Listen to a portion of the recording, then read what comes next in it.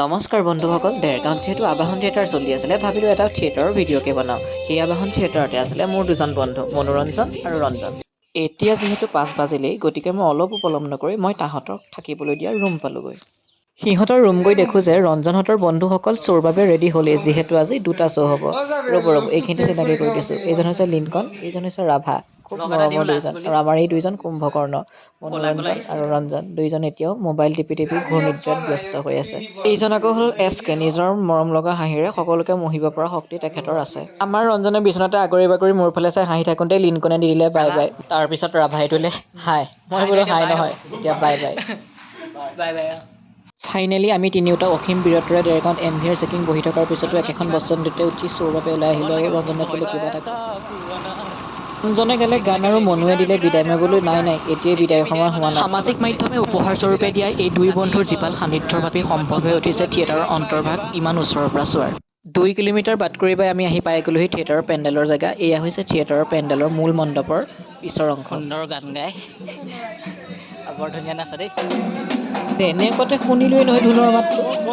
অসমীয়া মানুহ তাতে আকৌ ঢোলৰ মাত শুনি আৰু ৰৈ থাকিব পাৰে নেকি? নাই এতিয়াও নোৱাৰি। এয়া নাটক আৰম্ভ হোৱাৰ আগৰ এক সজল মুহূৰ্ত। এখন থিয়েটাৰৰ লগত জড়িত থকা প্ৰায় 150 জনৰো অধিক কলা কৌশলীয়ে 9 মাহ ধৰি প্ৰায় নিজৰ ঘৰখনৰ পৰা আঁতৰি থাকে। এই সময়ত নিজৰ সুখ দুখ সকলো ভগাই ল'ব লাগে থিয়েটাৰৰ আপোন বুলি ভবা এই মানুহখিনিৰ লগতেই।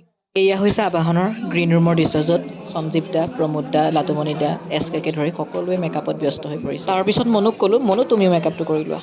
নাটক আৰম্ভ হ'বলৈ আৰু বেছি সময় নাই। এয়াই হৈছে সেই স্থান য'ৰ পৰা পোহৰ, শব্দ আৰু সংগীতত থকা সকলো ব্যক্তিয়ে নিজৰ নিজৰ কামসমূহ ইয়াৰ পৰাই কৰি যায়। আবাহনৰ পোহৰৰ দায়িত্বত থকা এইজন হৈছে জুবিন চানা, যি মোৰ অন্যতম এজন ভাল বন্ধু। ইতিমধ্যে নাটক আৰম্ভ হৈ গৈছে আৰু আবহ সংগীতো বাজি উঠিছে। নাটক এখন চলি থকাৰ মুহূৰ্তত পোহৰ, শব্দ, সংগীত, বাদ্য আদি সকলো কলা কৌশলীয়ে কেনেকৈনো নিজৰ কামবোৰ কৰি যায়, তাকেই দেখুৱাওঁ বুলি এই সৰু দৃশ্যাংশটো আপোনালোকলৈ আগবঢ়াইছোঁ।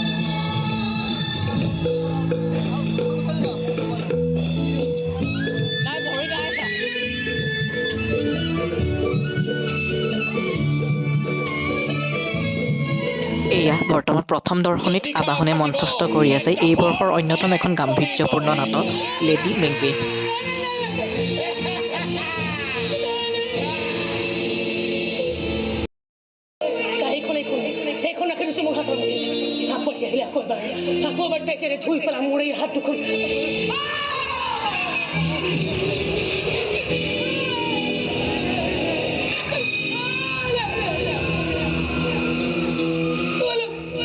এনেকৈ আৰম্ভ হয় আজি দ্বিতীয় দৰ্শনীৰ নাটক মেডাম মেনকা।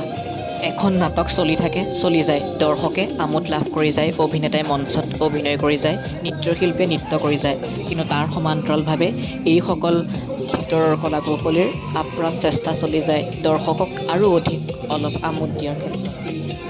এইটোৱেই হৈছে আবাহনৰ এই বৰ্ষৰ আটাইতকৈ বহুল প্ৰচাৰিত গীতটো, যি গীতত মোৰ বন্ধু ৰঞ্জন, মনোৰঞ্জন সকলোৱে সুন্দৰভাৱে নৃত্য অভিনয় কৰিছে। তাৰে এটা সৰু দৃশ্যাংশ আপোনালোকলৈ